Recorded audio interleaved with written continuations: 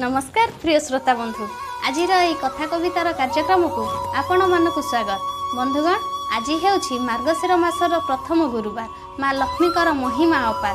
यही माँ को महिमा उपरे आज यही कवितार शीर्षक हेउछि जय माँ लक्ष्मी। कवितार लेखक हेउछंती सुजातापति।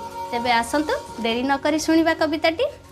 जय जय महालक्ष्मी भाग्य ठाकुराणी नीलाचले कमलिनी तू जगत जननी।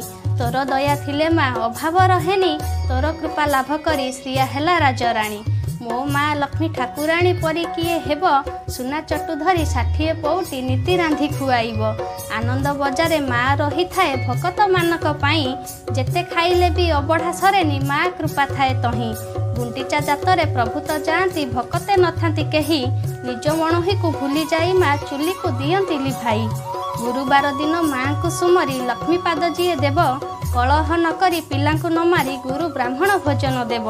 लक्षे पद्म थिले खुशी हुएनी माँ भावरे से रही थाए तार कृपा हेले असरंती धन आपे आपे आसी जाए। जय माँ लक्ष्मी। धन्यवाद बंधुगण। मु जिना राणी साहू यही छोट छोट शिक्षणीय कथा और कविता नहीं आसबि पुणी आउ एक नुआ भिडियो रे।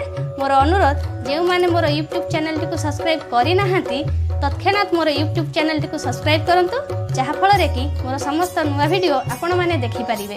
आज एतिकी विदाय दियंतु। नमस्कार।